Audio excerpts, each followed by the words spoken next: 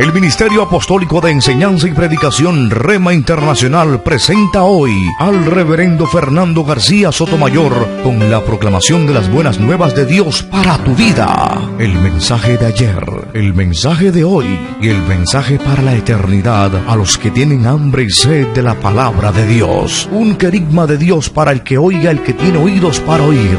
Escuche el dabar del Eterno a las naciones. Ahora es el tiempo para recibir el rema del Espíritu Santo a tu espíritu. Escuchemos con fe la memra del Señor para el alma.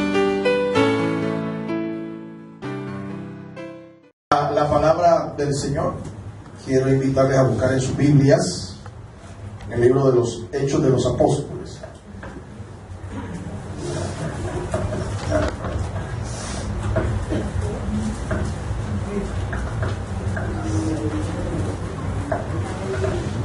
El capítulo 5.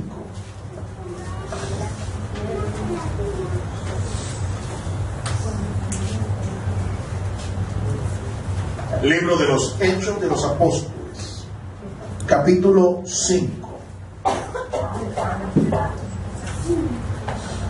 Y vamos a leer el versículo número 14.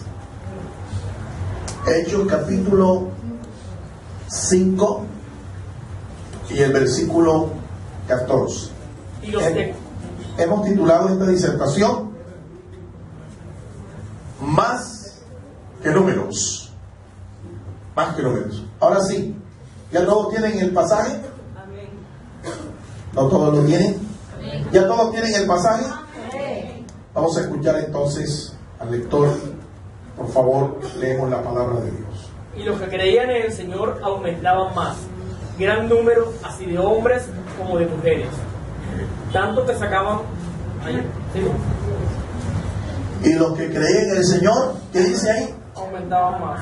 Aumentaban, dígamelo nuevamente, aumentaban más. Muy bien. ¿Y cómo hemos titulado esta disertación? Más que números. Porque debemos entender que el propósito del Señor, cuando hablamos de crecimiento, no solamente es que crezcamos en números, en membresía, sino que también crezcamos nosotros espiritualmente. Y que la iglesia crezca en todos los frentes de trabajo que ella involucra, que ella hace. No solo es número de miembros. Lo cierto es que ya aquí no cabemos, ¿verdad? Estamos orando al Señor por un espacio más grande. Y eso es bueno, que la iglesia crezca en números, pero no es lo único. Necesitamos crecer nosotros mismos. Necesitamos crecer ministerialmente, necesitamos crecer administrativamente, necesitamos crecer en lo financiero, en lo familiar, en lo espiritual, en el conocimiento de la palabra. Entonces estamos hablando de un crecimiento, de un desarrollo integral. Amén. Incline su rostro allí y vamos a orar para que el Señor nos bendiga por medio de la exposición de su palabra en esta ocasión. Oremos. Padre Santo, te damos gracias en esta hora, oh Dios. Oramos en el nombre de Cristo Jesús, rogándote, Padre eterno, que nos bendigas por tu palabra, nos hagas entender espiritualmente tu palabra, de modo, Señor, que nosotros la podamos asimilar, entenderla espiritualmente y producir el fruto, Señor, que tú esperas cuando tú siembras tu palabra en nuestros corazones. Gracias, Padre. Haznos entender tu palabra. Abre nuestros sentidos a la exposición de ella y glorifícate en medio de nosotros. En el nombre de Cristo Jesús. El pueblo del Señor dice: amén. Amén. Más que números. Al llegar los días finales del ministerio terrenal de nuestro Señor Jesucristo, Él les encomendaría a los suyos una gran comisión, una gran tarea. El Señor ya había ministrado durante unos 3 años y medio aproximadamente. Su obra expiatoria en la cruz ya la había completado. Él dijo desde allá, desde la cruz: consumado es decir, la obra está hecha. Él fue el sacrificio por el pecado, aceptable a Dios. Él murió conforme a las Escrituras y resucitó. Estuvo dando pruebas, testimonio a los discípulos de su resurrección. Y antes de irse al cielo, a la gloria del Padre, de donde Él vino, Él comisiona a sus discípulos. Ya más o menos eran unos 120 sus discípulos, los que habrían de recibir luego el poder del Espíritu Santo para que testificaran del mensaje de las buenas nuevas de salvación.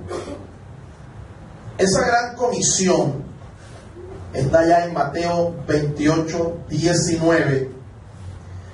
En verdad fue una doble instrucción, un doble mandamiento. Ellos debían ir y hacer discípulos para el reino de Dios a todas las naciones. Debían evangelizar, debían predicar el mensaje de la buena nueva.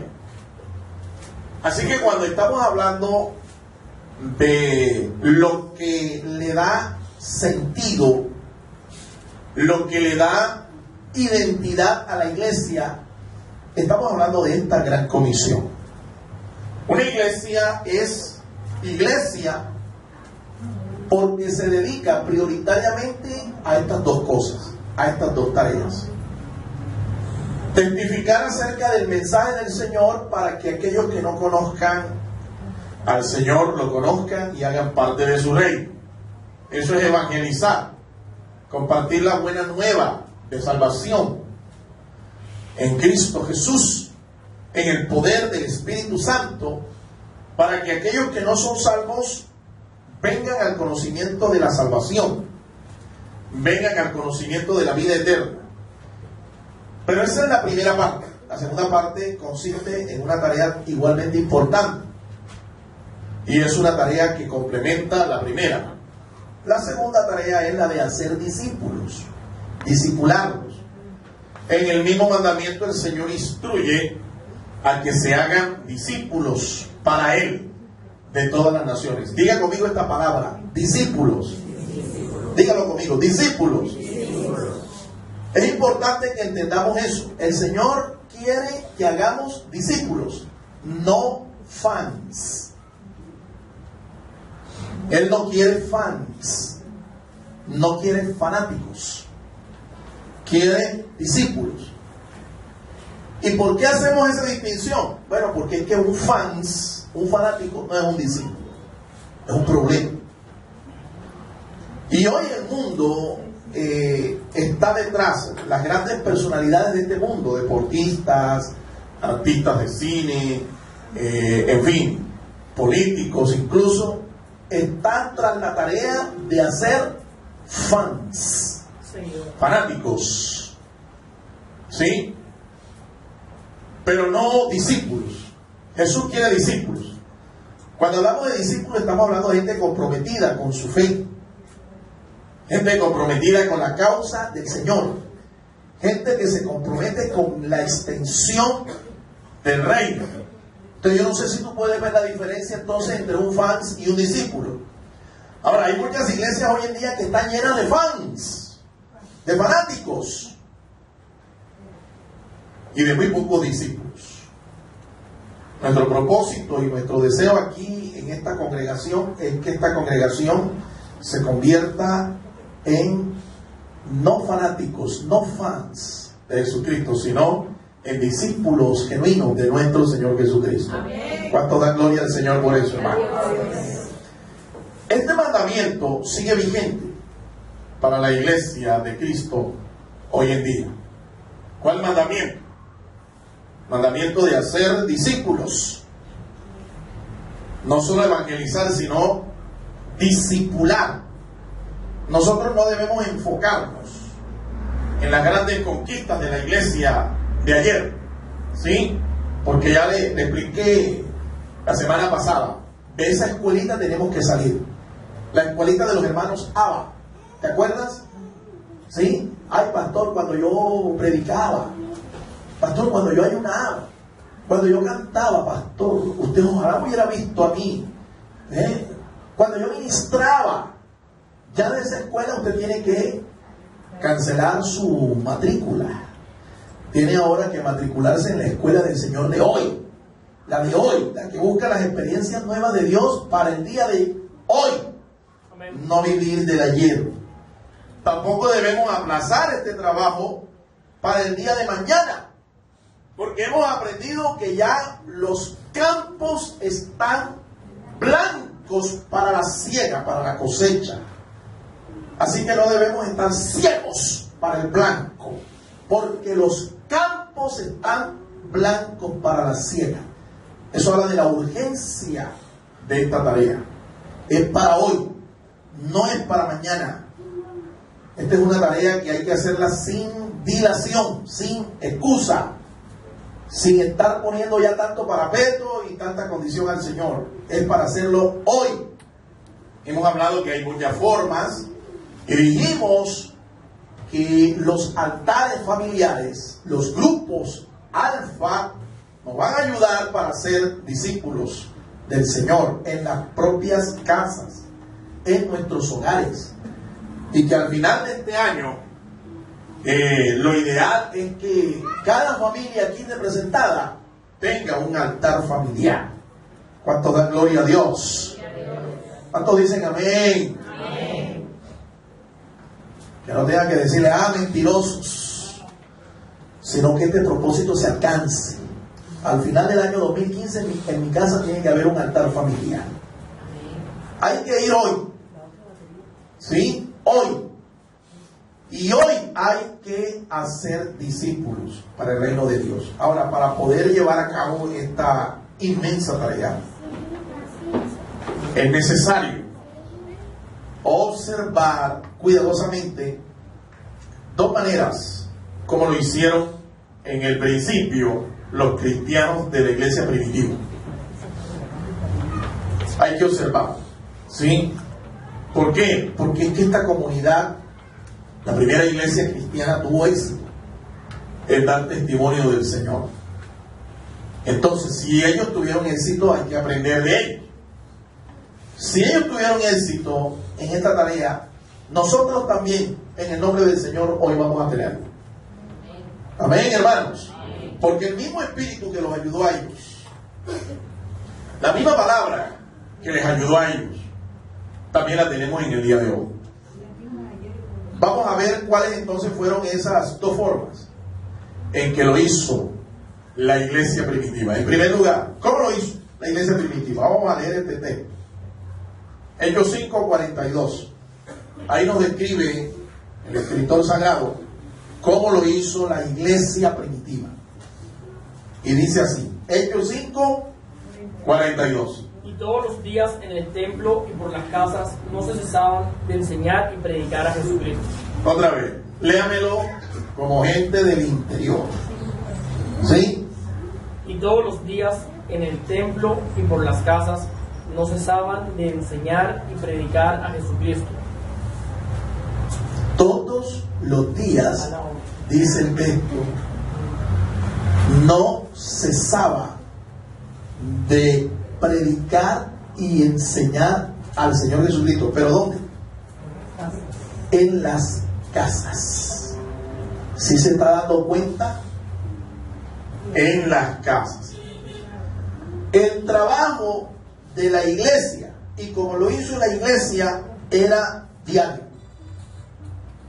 Era un trabajo de todos los días. Que yo sepa, hermano, quienes son fieles hoy en día para hacer este trabajo de proselitismo no es propiamente la iglesia evangélica. Yo he visto a un par de ancianas, un par de mujeres ya adultas, con unos paraguas, un maletín y unos trataditos, yendo de casa en casa, de comunidad en comunidad, diciendo: muy buenos días, nosotros queremos compartir con usted algunas verdades acerca del reino de Dios. ¿Ustedes saben de quiénes estamos hablando?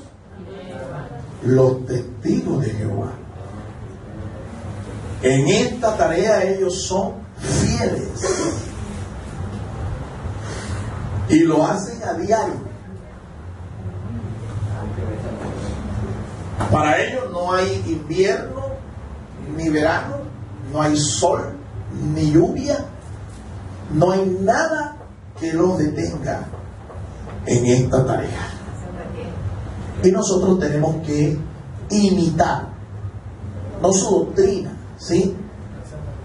Pero sí debemos imitar esta forma en que ellos lo hacen, porque ellos entendieron que así lo hizo la iglesia primitiva. Ahora, no estoy avalando aquí la fe de los testigos de Jehová, la doctrina de los testigos de Jehová, la iglesia de los testigos de Jehová, pero sí estoy alabando su forma de trabajo, la forma en que ellos comparten sus enseñanzas. Lo hacen a diario. Ahora, su área de trabajo incluía el templo. Lo hacían en el templo, porque las iglesias cristianas empezaron a tener sus propios templos. Fue por allá después del segundo siglo de nuestra era. Después del segundo siglo empezaron las iglesias cristianas a tener sus propios templos. Al principio se reunían en casas de familia. En casas de familia. Se reunían en el templo de Jerusalén, que para este tiempo aún no había sido destruido. El templo de Jerusalén es destruido en el año 70. Año 70 de nuestra era cristiana. Así es que se reunían en el templo. Los primeros cristianos eran judíos, y los judíos tenían como centro de adoración el templo de Jerusalén. Pero los primeros cristianos también salen del templo, llegan a las sinagogas, centros de instrucción judía también, y allí daban testimonio de la fe en Cristo. Lo hizo también el apóstol Pablo, lo hicieron los apóstoles. Luego las casas, hasta que por allá, después del siglo II de nuestra era, la iglesia cristiana comenzó a tener sus reuniones en sus propios templos. Esta tarea se extendía también por las casas, y ellos enseñaban por medio de sus maestros. Aquí estamos hablando de algo que es importante. Una iglesia no puede ser fiel en la tarea de predicar y enseñar la palabra de Dios si no tiene un grupo entrenado, un grupo capacitado de maestros de la palabra. Por eso es que es importante que no solo nosotros nos conformemos con venir a la iglesia y gozarnos y adorar al Señor y ayunar y ofrecer nuestros sacrificios espirituales al Señor. Eso no va. No basta tampoco con ser fieles con nuestros diezmos y nuestras ofrendas. Nosotros tenemos que involucrarnos en la actividad, en la dinámica de la iglesia. Somos un cuerpo. Y la misma naturaleza nos enseña que cuando un miembro de nuestro cuerpo no lo ponemos a funcionar, se deteriora y se enferma y se muere. Es igual con nosotros. Es importante que usted entienda que hay que discipularse. Necesitamos instrucción, necesitamos enseñanza sistemática, y aquí hemos elaborado un diseño. Nuestro ministerio ha elaborado un diseño educativo, un modelo de instrucción para llevarlo a usted por unas fases que lo van preparando, lo van entrenando, van fortaleciendo su fe, hasta llegar a usted a ser una persona con las herramientas adecuadas para enseñar su fe, predicar su fe a otros. La escuela bíblica que nosotros tenemos aquí no es una cuestión de relleno, no es un lujo, es un asunto indispensable Porque al final lo que queremos es que usted sea un excelente maestro de la palabra de Dios. Alguien con la unción, el poder del Espíritu Santo, pero también con la capacidad de poder transmitir su fe, enseñar la palabra de Dios a otros. Y eso no se consigue, hermano, con el tiempo, o viniendo a los cultos, o como alguien dijo, soplando vidrio para hacer botellas. Esto es un proceso. A nosotros no nos interesa, por eso el título de ese mensaje es muy apropiado. Queremos que lo entiendan bien. A nosotros no nos interesa tener una mega iglesia con 1,000, 2,000, 3,000, 5,000 asistentes a la iglesia, pero vacíos, secos en cuanto a su profundidad en la palabra de Dios, en el conocimiento de las Escrituras. O gente que no se compromete. Gente que tiene a Dios es sencillamente como el Dios grúa, ¿sí? El que lo saca cuando se mete en un hoyo, ¿sí? El Dios que lo saca de los atolladeros. O el Dios milagrero, que necesita un milagro de sanidad, necesita un milagro de provisión, entonces yo voy a buscar en la iglesia el milagro de Dios, porque ahí es donde está la bendición y el poder de Dios. Entonces el pastora, mire, aquí traigo un pacto para que Dios me bendiga en mi trabajo. O sea, ore ahí por mí, órenme esta ofrenda para ver. No. Nosotros creemos que Dios tiene poder para hacer milagros. Pero escúcheme, Dios quiere gente comprometida. ¿Entiende? Gente que se comprometa con su vida espiritual, con su fe, que se desarrolle, que alcance su potencial. Porque queremos que usted sea un maestro que enseñe a otros la palabra de Dios. La iglesia enseñaba por medio de sus maestros, pero eran maestros preparados, competentes, gente que compartía las Escrituras, desde el más pequeño hasta el más grande, desde los apóstoles hasta el último de los miembros de la iglesia. Era gente que tenía discipulado, gente que había pagado un precio, gente instruida en la palabra, gente que no la movía cualquiera de su doctrina. Ellos sabían lo que habían creído y tenían un cuerpo doctrinal que enseñar, porque les habían instruido antes. Nadie puede ser maestro si primero no es un discípulo, un estudiante. Amén. Ellos predicaban el mensaje de Jesucristo a los inconversos. Entonces, preparaban a sus maestros, los entrenaban, los enviaban, pero también predicaban la buena nueva de salvación, lo que se llama el querigma de la palabra, la proclamación de la buena nueva de salvación en Cristo Jesús. Noten que nosotros estamos tratando de hacer lo mismo. Como iglesia estamos tratando de hacer lo mismo.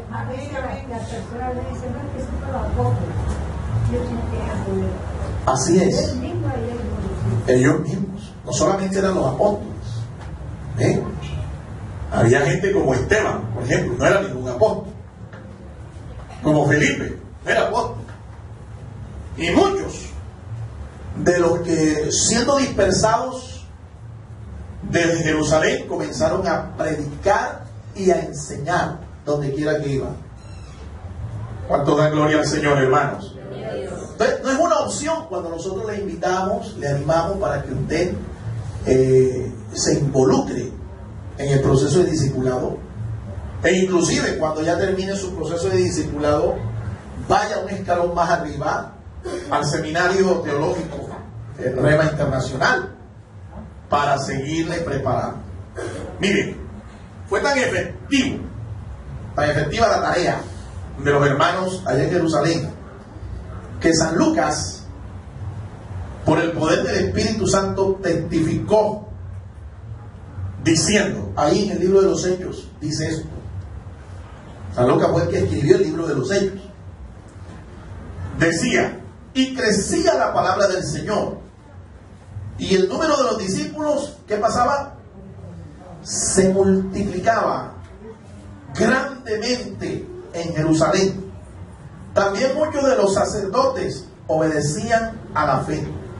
Hechos capítulo 6, verso 7 dice eso. Se multiplicaban. Ahora, estos sacerdotes no eran sacerdotes católicos, no. Eran sacerdotes del judaísmo. Sacerdotes del judaísmo. Ministros de las sinagogas y del templo judío. Se convertían al Señor. Y se multiplicaban los creyentes en la palabra del Señor en Jerusalén. ¿Cuántos quieren que aquí en esta comunidad hasta el cura católico se convierta al Evangelio? Amén. Eso queremos también nosotros. Es más, sepa, los que están suscritos al canal de YouTube, el canal del ministerio, tenemos ahí el anuncio de la iglesia. ¿Y sabe cómo comienza el anuncio? Ahí está el hermano Jason para que nos lo ponga. El anuncio de la congregación dice: ya Soledad tiene una catedral. Así comienza. Cuando el católico oye eso, dice que ¿cuál catedral? Si nosotros aquí todavía el Estado o el departamento, la administración municipal no nos han construido la catedral, porque ellos no construyen los templos con sus propios recursos, con los propios recursos de los católicos que están ahí, porque son ruines, son rateros, no le pagan diezmos ni ofrendas al Señor. Ellos le traen son limosnas.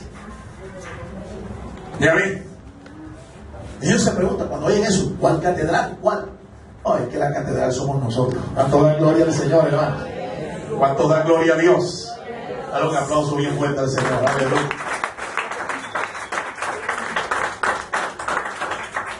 Vamos a tener nuestro templo. Vamos a tener nuestra propiedad. Vamos a tener nuestro lugar para seguir enseñando cátedra de la palabra de Dios. ¿Quiénes son los que enseñan la cátedra? Los catedráticos, los maestros. Dile a tu hermano que está al lado: eso es contigo, hermano, eso es contigo.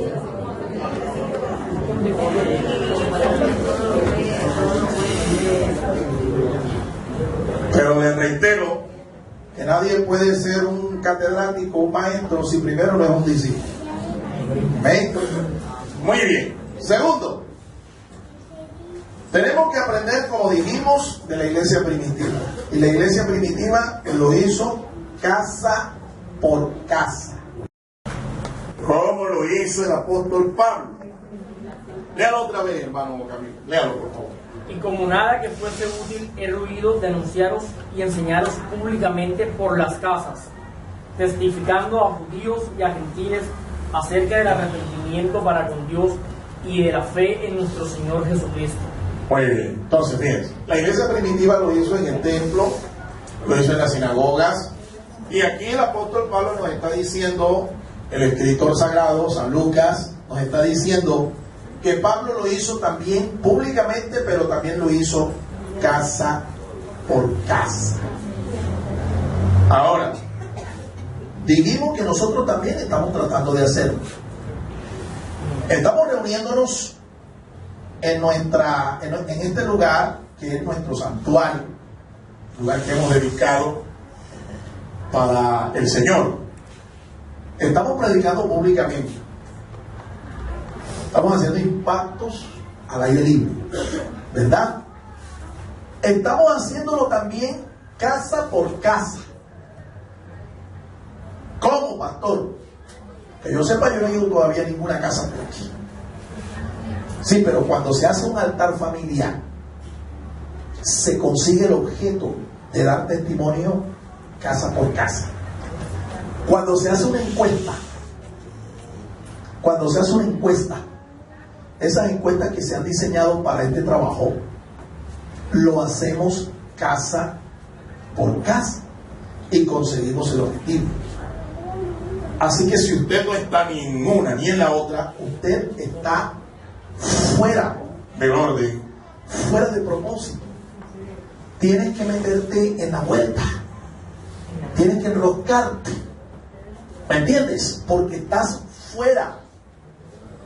Tienes que meterte en la ola, o es en los altares o es con la encuesta, pero algo, o es venir aquí públicamente y respaldar las actividades que se están haciendo, los impactos que se están haciendo. Mi esposa anunció que el próximo no va a ser aquí, va a ser en otro lugar, que es público. Allá lo vamos a hacer en público. Tienes la oportunidad de hacerlo, de involucrarte allí, pero en algo tienes que estar, porque es que si tú no te ocupas de tu salvación, si tú no te ocupas, no te comprometes con tu fe, yo te voy a ver dentro de un tiempo espiritualmente frío, e incluso desanimado, apartado incluso de la iglesia, o con más problemas que un libro de matemáticas. Te voy a ver mal. Involúcrese, porque es un asunto de compromiso.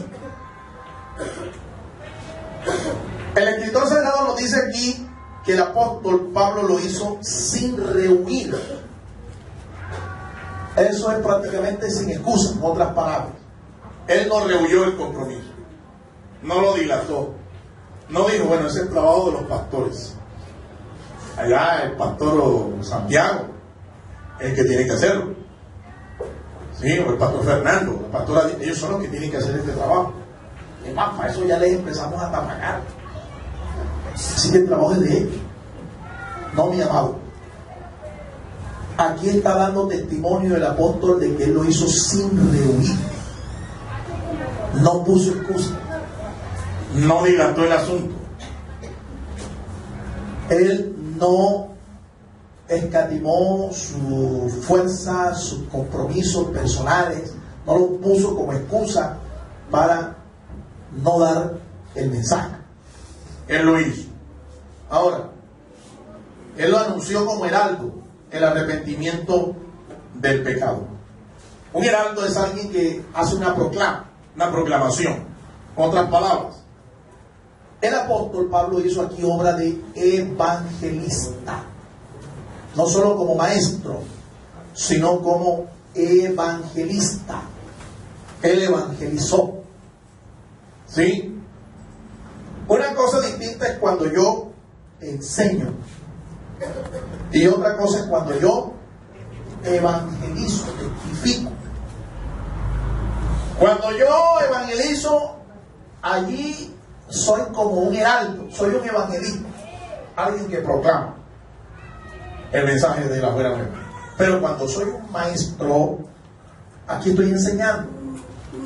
Es un maestro, ¿sí? Es una labor más que todo magisterial y es para enseñar.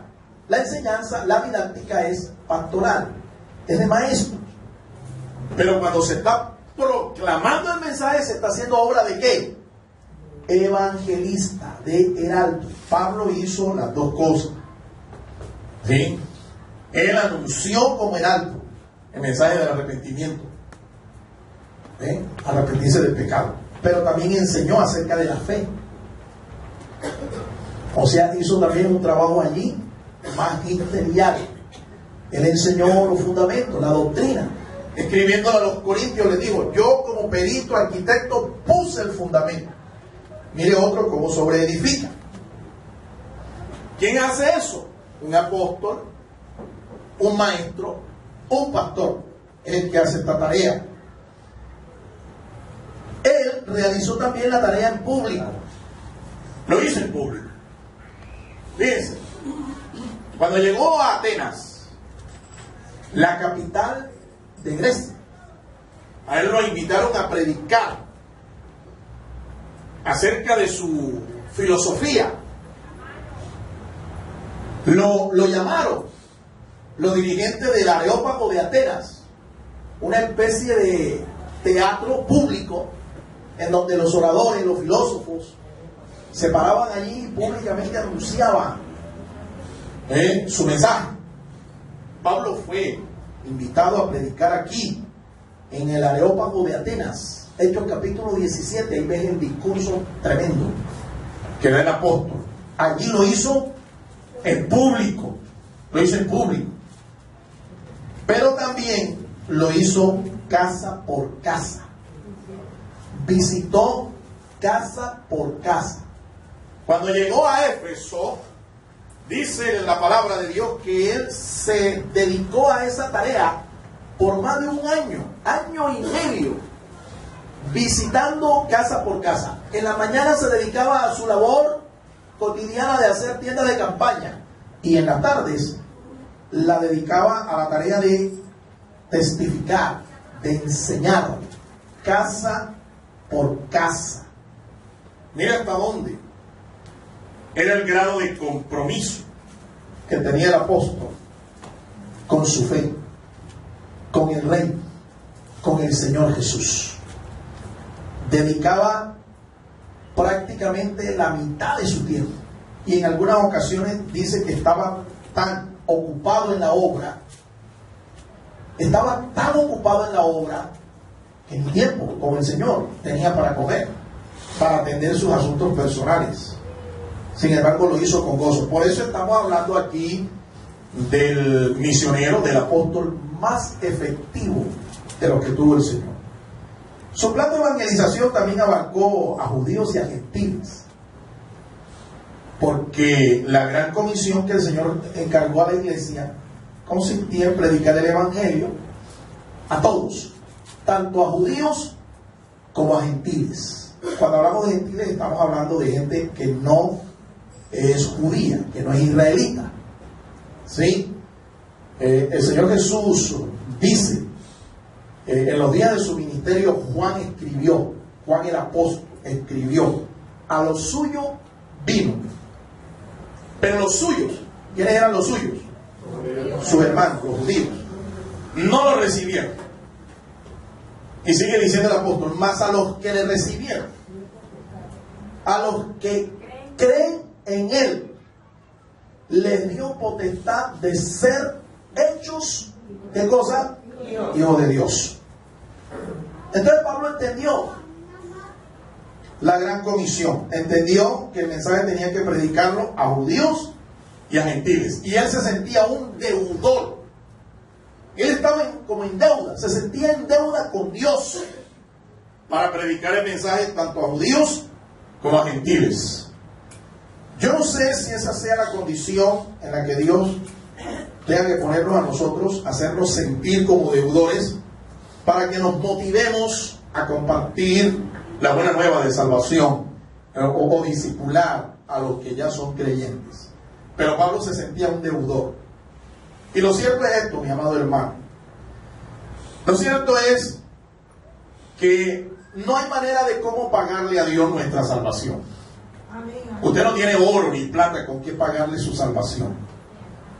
Usted nunca va a tener plata ni le va a alcanzar todo el oro de este mundo para pagar a Dios el hecho de que usted no se vaya a condenar eternamente en el infierno. Jamás usted va a tener plata para comprar la entrada al cielo. Ningún ser humano. La salvación es una obra maravillosa, es gloriosa, y lo es. Una de las cosas por las cuales esta obra es maravillosa es porque es por gracia. Es un regalo inmerecido de parte de Dios para nosotros, y no la podemos alcanzar por medio de las obras. Ninguna obra que tú hagas te va a alcanzar. Es un asunto que no nos cuesta. Pero ¿sabe? El hecho de que no nos cueste a nosotros dinero no quiere decir que como es gratis, es gratuito. A Dios no le costó. A Dios sí le costó nuestra salvación. A Dios sí le costó. Entonces, ¿cuál es la única forma en la que nosotros podemos, como podemos decir con palabras respetuosas, medio pagarle a Dios lo que hizo por nuestra salvación? La forma es sirviéndole, predicando el mensaje, enseñando, discipulando. Cuando yo me convierto en un evangelizador, cuando yo me convierto en un discipulador, estoy como medio atenuando la deuda que tengo con Dios por la obra maravillosa de mi salvación. Por eso era que Pablo decía que se sentía deudor, un deudor. Yo no sé si esa sea la condición, repito, en la que Dios tenga que ponernos, hacernos sentir estas cosas para comprometernos. Sea lo que sea, mi hermano, usted debe entender que delante de Dios estamos en deuda. que no tenemos con qué pagarle lo que hizo por nosotros. Amén. Posiblemente nosotros estamos ante el misionero más grande de todos los tiempos, el apóstol Pablo. 3 viajes misioneros hizo. Están registrados allí en el libro de los Hechos. Más de 10 Iglesias fundadas por él. ¿sí? Más de un continente evangelizado por el apóstol. Escribe y sistematiza la doctrina cristiana en unas 14 cartas. 14 escritos son del apóstol Pablo en el Nuevo Testamento. Eso demuestra sin lugar a dudas que este fue el hombre que Dios más usó en la extensión del reino en la era apostólica. ¿Y se dejó usar? Un hombre que se dejó usar. Un hombre que se dejó usar. Siendo él posiblemente el que menos perfil tenía. Él mismo se considera el primero de los pecadores. Él mismo se considera un abortivo entre los apóstoles, porque ni siquiera estuvo entre el grupo de los 12. A él el Señor se le apareció después de resucitar y le enseñó el Evangelio por revelación. Ahora, fíjense ustedes que a pesar de todas esas desventajas, entre comillas, que él tuvo, sin embargo fue el hombre que Dios más usó, el misionero más efectivo. Ahora nosotros tenemos todo, tenemos hasta los escritos de él aquí, tenemos al Espíritu Santo, tenemos una iglesia, tenemos recursos, tenemos tecnología, tenemos comunicaciones. ¿Qué más quiere, amado hermano, usted para hacer la obra? ¿Qué más necesita Para hacer la obra. Por eso el llamado es a que te involucres. Y quiero concluir diciéndoles, mire, fue tan impactante la tarea evangelística de los primeros creyentes que al llegar a Tesalónica, cuando Pablo llegó a Tesalónica, los judíos incrédulos de ese tiempo gritaron alborotando la ciudad de este modo. Armaron un tumulto en la ciudad de Tesalónica cuando llegó el apóstol Pablo allá como misionero. y mira lo que dicen las escrituras, lo que la gente decía: estos, refiriéndose a Pablo y a su equipo de misioneros, estos que trastornan el mundo entero también han venido acá. ¿Sabes una cosa? Yo tengo en mi corazón que esta congregación, al porote, no al mundo entero, pero por lo menos a esta comunidad y a la ciudad de Barranquilla, eso se llama verdaderamente impactar a la comunidad. y todavía no lo hemos logrado. Yo voy a creer que estamos impactando a esta comunidad. El Ministerio Apostólico Rema Internacional pone a disposición esta predicación. Ofrecemos ministración a simposios, seminarios, campañas evangelísticas, educación globalizada sana y de carácter interdenominacional. Escríbanos a ministerio-rema-internacional@gmail.com o llámenos al celular 316-270-7181.